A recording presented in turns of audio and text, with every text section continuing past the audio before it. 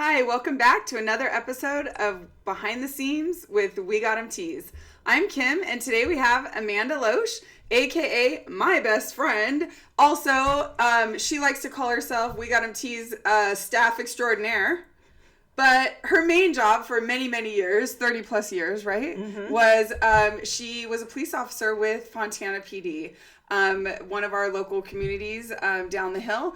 And she still continues to work with Fontana PD as, what would you say the job title is? Is a background investigator. Background investigator. So today she's going to kind of talk to us a little bit about what she does with Fontana PD, maybe a little bit of what she used to do with Fontana PD, and also what she does with us and how we work together with the police department and what we provide for them. So anyways, Amanda, let's talk a little bit about, let's just start with like your career as a whole and when you retired. Okay. I started off at Fontana in 1993. I know I'm aging myself. I had graduated from college, Cal State Hayward, which is now Cal State East Bay. And I was a poli-sci criminal justice major. And after I graduated, I knew I wanted to be a police officer. That was kind of my goal. My father was a police officer in Los Angeles. And Fontana was, grew up in Riverside, so Fontana was literally over the hill. Kind of right around the corner. Right. And my mom's secretary at Riverside PD, her brother worked at Fontana PD. So he said, oh, you should tell Mandy she should apply at Fontana. I applied there, and they literally offered me a job within a month, and my parents were like, take it. My goal was always to go back to the Bay Area. But I got there, and I just love the atmosphere of Fontana. So you found a home. I found a home there. Right. My dad was always worried because it's a smaller department where he came from LA Sheriff, which is really large. But I like that smaller department feel. It is Fontana is very much like a family. We care for each other. How many officers are there? There's a little bit over 200. We have over 350 total employees. Oh, gotcha. But so you kind of know each other. Smaller than like the large. Smaller than a large. Yeah, sure. we are basically one station at LA Sheriff. We're one. Our whole department is one station, so it's smaller, and it has that we know each other. We know each other's kids. We all root for each other in a way. So it's really, for me, it was coming home. It was the right fit. It was a right fit for me. Right. I obviously met my husband there. He was there 34 years. I only stayed there 30. And then when we retired, they offered us to come back as background investigators. Which is what you currently do right now. Which is what I currently do right now. So we do the hiring process. So anyone interested in being a police officer, or we have many non-sworn positions. So you guys hire for the whole department? Not just police officers? Not just police officers. We hire dispatchers, record specialists, the people that go out on the crime scene, the field evidence technicians. We do anybody there at the police department. We're the ones that hire it. And every person goes through the same process, whether you're sworn or non-sworn. Gotcha. And what is that process? Tell us about that process. So the background process begins with usually a testing. You can do a written test over online, or you come into the station and they administer a test.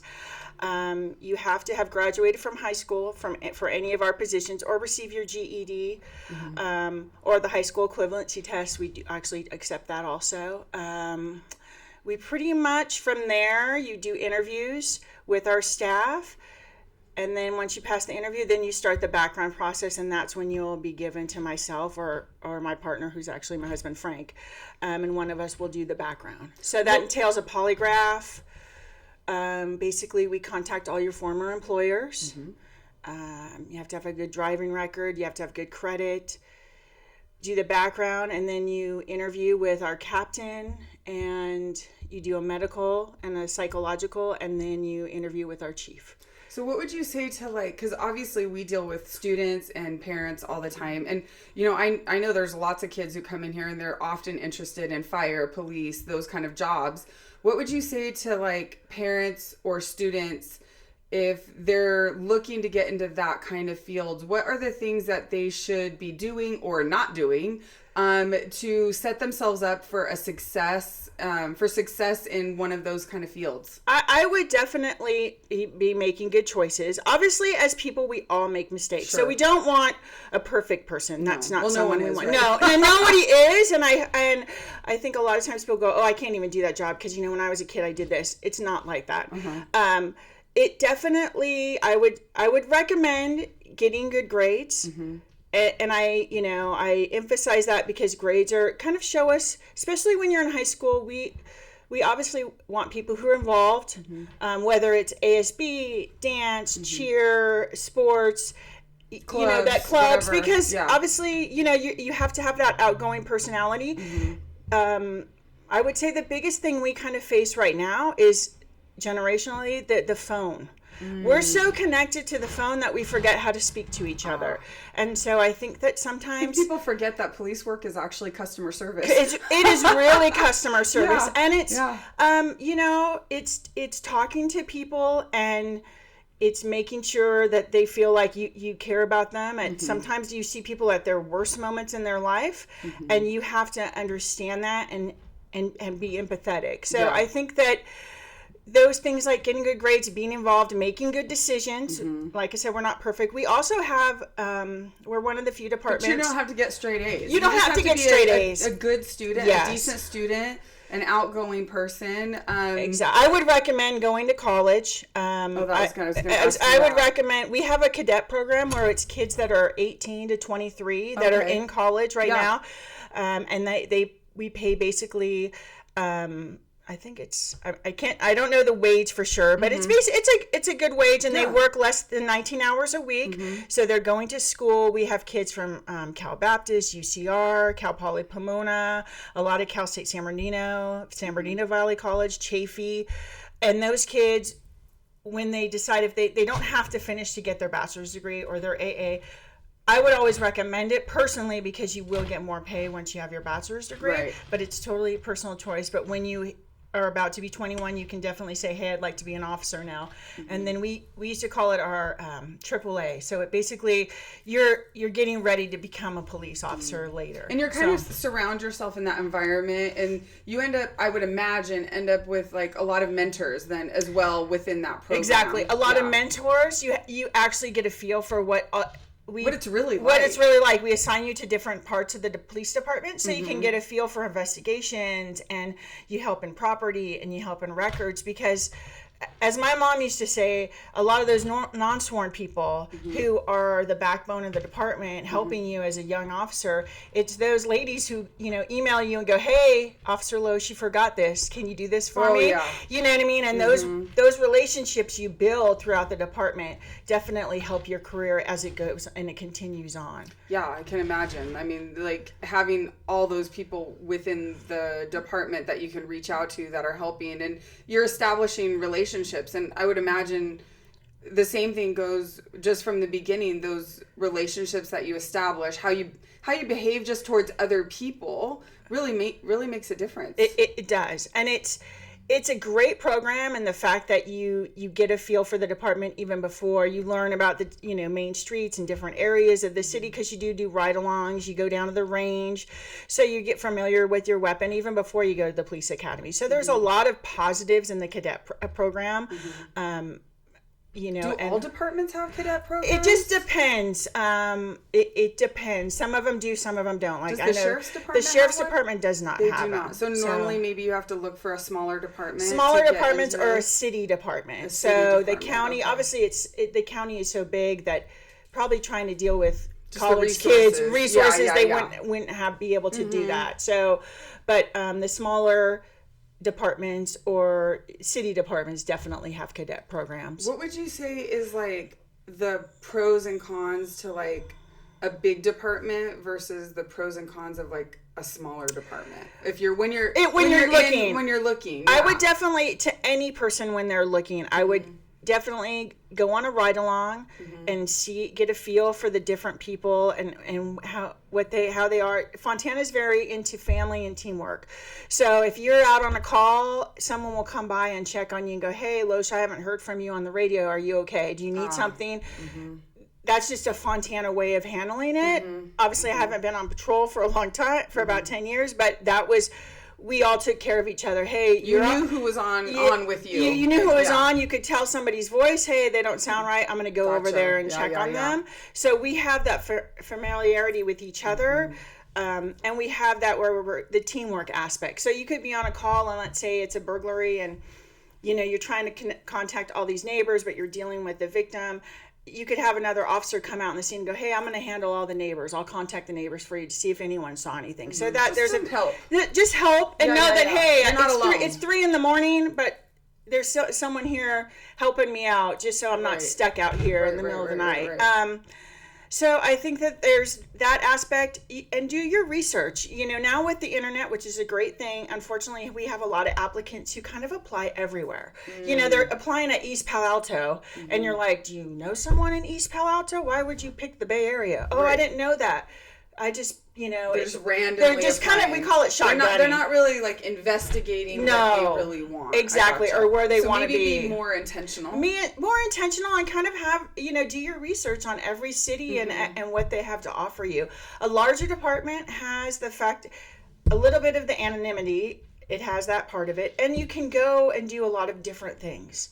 So a bigger department, you have, they have special assignments more than we obviously do as a small. We're not really as small as a really small one, right? Because our city is probably about 260,000 people. Maybe more options to promote. Maybe in a bigger department would have more options to promote, more things to do.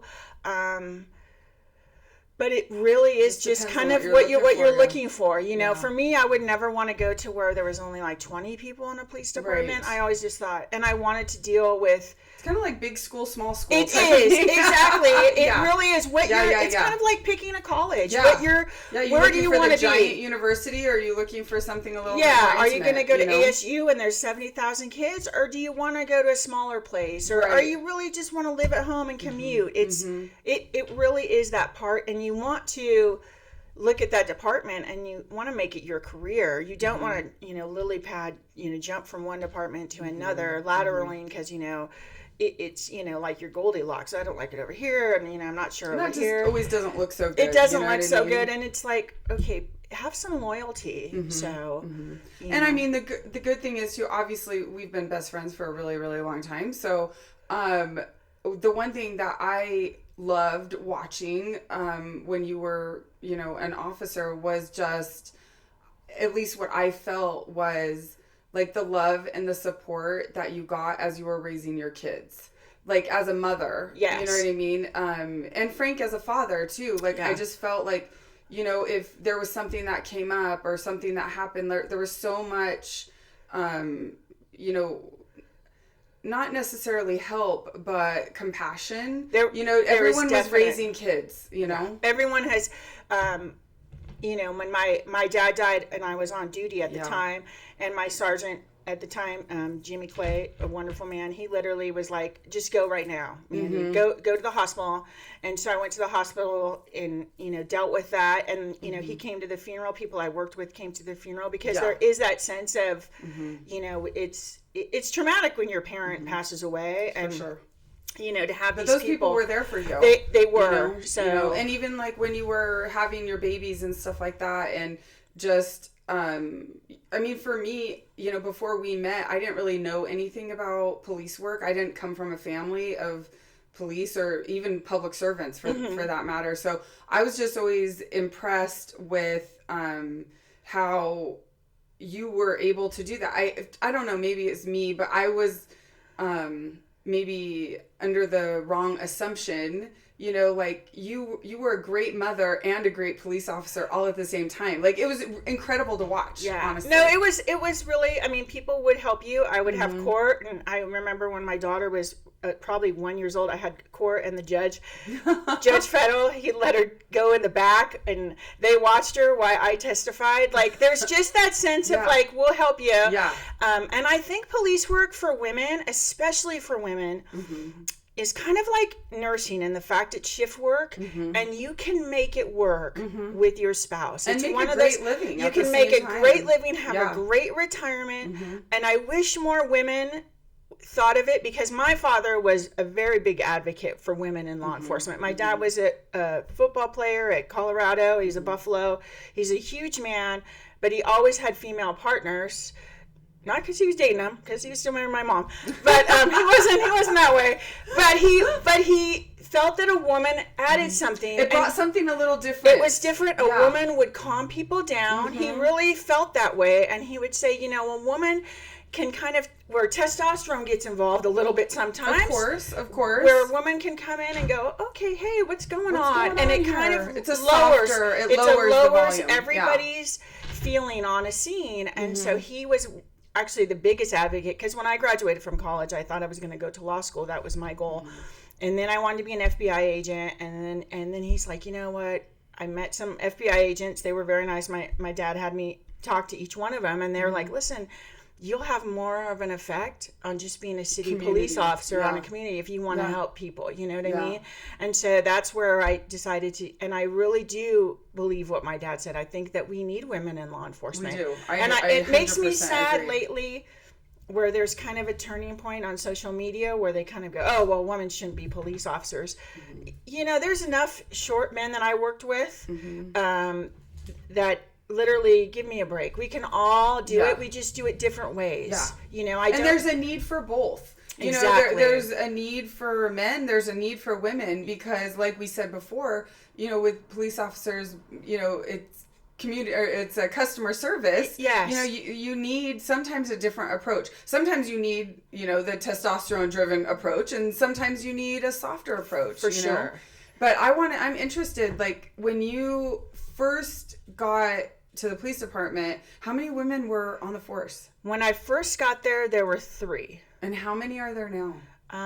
It has grown. It's almost 20, but it struggles. It struggles. It's still a growth. It's still a growth, and it's still accepted more than it used to be. I had men that when I first started were terrible. I remember thinking, oh my gosh, and my dad was like, don't worry about it. You're never gonna. There's gonna be people who don't want you no matter what. If you got blonde hair, brown hair, if you're skinny, if you're fat, if you're a woman, if you're a man, it doesn't matter. There's going to be some people who don't want you there regardless. It was just more. I had come from an academic setting and being a college athlete. I'd never had just people not know me at all, but literally have an opinion and had no problem telling you, right, you shouldn't be there, right, and so you're kind of like, that was oh my gosh, probably hard at it first. was hard, and it's hard to, I don't come from a long line of people who keep their mouths shut, so that was hard to just be like, okay, okay, great, all right, I get you don't like me, thanks, but you prove yourself, and you prove that you're a good employee, and then eventually, you just wish that they have daughters. So when they, see that, girls. Shifts change. Shifts change. I get it. So I think we have grown. I still think it's a great job for women. I just think, I don't know if it's just right now it's just not appealing to that many women. We don't have, when we have testing, it's not that many. I feel maybe it's just not like put out there enough. You know what I mean? Like, and again, it's one of those things like, if you see more women doing it, then I think it would normally attract more women. But if they're, you know what I mean? But it's like you got to get them first. It's to see it. Yeah. And it's a tough. It isn't. It's not an easy job. It isn't an easy job, and so there is that aspect of it, and it is. I mean, it does have times where you go home and you're, you're glad you're alive, and you have sad moments where you go in your police car, and obviously, you may have a moment of tears because you're like, oh my gosh, that just happened, but overall, it was very rewarding. I have to say. What do you think that, if you could think back, I'm sort of putting you on the spot here a little bit, so. Out of like your 30 years that you were on the force, what do you think is the moment that, like, the most special? The ugly ones forget about, but was there anything that was like just an extraordinary moment that you got to witness or something? Obviously, haven't seen a baby anymore. It's pretty. It's pretty exciting. I try to say, "Hey, Amanda's a good name," but I think that I one time, I'll never forget. It was later in the evening, and this, I would say, motorhome was parked off on the side of the road, and there were it was a family of 4, mom and I think boyfriend, and then 2 little people, and I guess the police had been to see them for a while. Okay. So units had come in contact with them and just kind of been like, get out of here. You can't be parked over here. But they hadn't eaten, and the little people looked so hungry. And they didn't want me to go inside their motorhome. And of course, immediately I want to go inside their motorhome. So I make them get out of the car, and I'll never forget the other officer I was with. He's like, "Oh, Amanda, you're going down the rabbit hole." I said, "Well, I'm going to go down it because, there's little people, There's little people, yeah. So it's hard when there's kids. When there's kids, yeah. So I walk and in you there. See hungry little kids, that's hard. And they had, I won't go into detail, but it was unlivable. It was disgusting. So it was so cute because I put the kids in the back of my car, and I think they were 4 and maybe 5, and the little boy goes, "I knew when I heard you outside yelling, officer, that we were gonna eat. I knew it." And I was like, I knew that lady wasn't gonna let me stay here. And I thought, oh, wow, that's my job. That's your job. Yeah, that's the job. And those are the things that make it all worth it at the end. Totally. For sure. It's a big deal when you can do those things. So I know, we've been friends for a long time, and you've never told me that story. No, I could see their little faces, and I could see them in the car. I'm sorry. But he just said, he knew that you were going to help him. Yep. And that's a testament also, I think, to women. Yeah. For we're women. gonna be more a little bit like, I think you take the pause. Like, it's the pause of like, okay, there's more than just what I'm seeing happening here. Yeah. Why don't you want me to go in that motorhome? Right. Yeah. No, I'm going to check. Just being able to see that the hunger on their faces was something a mother could see. Yes. Like that's something a mother could see. And I think sometimes women do a little bit better in that, where, just like when he said that, I knew when I heard that lady's voice out there, I was going to get something to eat, and it was just, I think that we are a little bit more into digging on things like that, because we have expectations, you know. So and the human dignity, So and kids are important. Adults, unfortunately, you make your own decisions as adults, but elderly people and children need to be protected. They do, because unfortunately, and it's terrible all of our things. jobs. It's all of our jobs right. as people, human beings. I do think it does take a village, and I think it takes watching out for each other, and that's an important thing to because we both as athletes. You were a swimmer. You had those coaches that were incredible in your life that guided you, and were so. I look back at my club soccer coach, who was at the time club soccer coaches didn't get paid. Right. Jerry Cornelison, shout out. He did it for his kid, but he did it for all of us, and they were so kind. And my parents didn't have a lot of money at the time. Like I said, my dad was a police officer, but my mom stayed home, and there were parents that would, they would feed me on those soccer tournaments that I will always appreciate. That just were they knew I didn't have any money. Yeah. My dad would give me $20 and be like, "Hey, you better make it work for the 3 days." Right. Even in the 80s, that was a big ask. That was like, "Okay, Dad, but if we go to Sizzler, I'm screwed." Right. So true. So they would just. There was a lot of Sizzler. There was a lot of Sizzler happening at the soccer tournaments, and they would just go, "Oh, Mandy, we'll cover you." Yeah, And they knew that I didn't have any money. That was the reality of it, and those people were so important in my life. Growing up as an athlete, that they were just kind of, "Oh, we'll hook you up. Don't worry." And so when you have the chance to do it for somebody else, pay it forward. It's just intentional. Exactly. You know what I mean? We should all be doing those. We should all, if we can help somebody else, just why do it. not? Yeah, for sure. Well, the last part really is just, of course, we do shirts and garments for Fontana PD. You do. You do polos. Yeah. We do sweatshirts. We do anything. We have an online store. Okay, so tell everybody how that system kind of has worked for the police department. So this, the online store, basically anyone can go on there. They order something, usually it takes within a week or two that it gets done, and then I actually bring it to the police department and drop it off.